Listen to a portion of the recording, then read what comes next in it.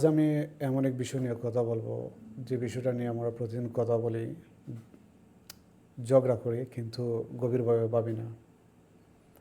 বাংলাদেশের রাজনীতি আর ইসলামের শিক্ষা, এই দুটো কি সত্যি একসাথে চলছে, নাকি আমরা নিজেরাই এই দুটোর মাঝে সংঘর্ষ তৈরি করে ফেলতেছি? ইসলাম আমাদের শিখাইছে ইনসাফ, সত্য কথা বলা, অন্যায়ের প্রতিবাদ, আমানতদারি, আর ক্ষমতা হলে নম্রতা দেখানো।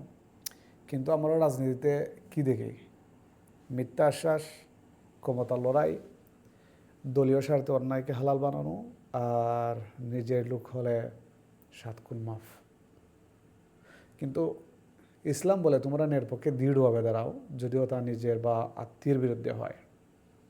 কিন্তু বাস্তবে কি হয়? আমরা বলি ও আমাদের দল করে, ও যা করছে ঠিকই করছে। এইখানে ইসলামের সাথে রাজনীতির সবচেয়ে বড় সংঘর্ষ।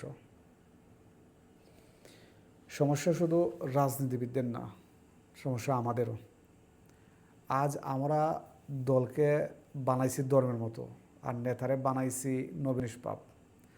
আমার দল ভুল করতেই পারে না, আমার নেতা মিথ্যা বলতেই পারে না। এই বিশ্বাসটাই সবচেয়ে ভয়ঙ্কর। যদি অন্য দল অন্যায় করে, আমরা বলি ওরা খারাপ। আর যদি নিজের দল করে, আমরা বলি রাজনীতি এসব হয় টুকটাক।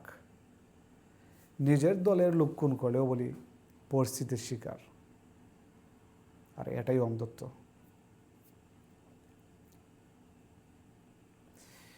ইসলাম ইসলাম ইসলাম কি চায়? ইসলাম চায় ন্যায় প্রতিষ্ঠা হোক, অন্যায় থামুক, মানুষ নিরাপদ থাকুক। ইসলামের কাছে দল নেই, রং নেই, পোস্টার নেই, আছে শুধু হক আর বাতিল।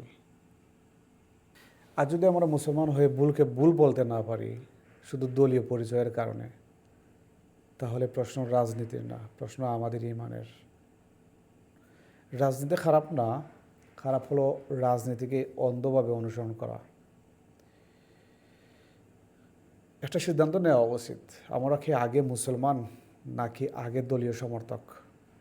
ভাবুন, কারণ এই অন্ধত্বের মূল্য আমাদের ভবিষ্যৎ প্রজন্ম দিবে। এখন আসি শহীদ হাদির কথায়।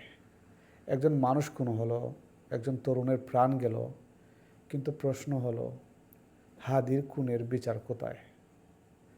কেন তদন্ত নিয়ে দুয়াশা? কেন নীরবতা? কেন দায় এড়ানোর চেষ্টা? যদি সব কিছু স্বচ্ছ হয়, তাহলে রাজনীতিবিদদের বা সরকারের কিসের ভয়? রাষ্ট্র যদি নিরপেক্ষ হয়, তাহলে এত চুপ কেন? প্রশ্ন তাকিয়ে যায়। ইসলাম কি বলে জানেন? একজন নিরপরাধ মানুষকে হত্যা করা পুরো মানব জাতিকে হত্যা করার সমান। তাহলে যদি প্রশ্ন করি, শহীদ হাদির রক্তের দাম কত? সে কি শুধু একটা ফেসবুক পোস্ট, একটা 1-2 দিনের নিউজ, নাকি রাজনৈতিক সুবিধার কাছে তুচ্ছ? যারা ক্ষমতায়, যারা রাজনৈতিক ব্যক্তি, যারা সরকার চালায়, তাদের দায়িত্ব শুধু বিবৃতি দেওয়া না, দায়িত্ব হলো ন্যায় প্রতিষ্ঠা করা। কিন্তু ডট ডট ডট যদি রাজনৈতিক পরিচয়ের কারণে একটা খুনের বিচার থেমে যায়, তাহলে সেটা শুধু প্রশাসনিক ব্যর্থতা না, সেটা নৈতিক অপরাধ। আর আমরা সাধারণ মানুষ, আমরাও নির্দোষ না, কারণ আমরা এই বিষয় নিয়ে প্রশ্ন করি না। আমরা নিজেদের দল বাঁচাই, দলের স্বার্থে কথা বলি। আজ যদি শহীদ হাদির জায়গায় আপনার ভাই থাকতো, আপনার সন্তান থাকতো, তখন কি বলতেন রাজনীতিতে এসব হয়? অবশ্যই না। সৎভাবে উত্তর দিন, আসলে কি বলতেন? ইসলাম কোনো দল শেখায় না, ইসলাম শেখায় নেয়। আর যে রাজনীতি নেয়কে দামাচাপা দেয়, সে রাজনীতি ইসলামের সাথে সাংঘর্ষিক। প্রশ্ন করুন নিজেকে, আপনি কোন পর্যায়ে আছেন? চুপ থাকাও একটা অবস্থান, আর এই চুপের মূল্য আপনার আমার আগামীর প্রজন্ম দিবে। লিখে রাখেন, মাথায় ঢুকায় রাখেন। সিদ্ধান্ত আমাদের কাছে। আমরা কি আগে মুসলমান নাকি আগে দলীয় সমর্থক? কারণ আজ হাদির বিচার থামলে কাল অন্যায় আমাদের দরজায় করে নাড়বে। হাদির বিচার না হলে সাধারণ মানুষ পথে ঘাটে মরবে।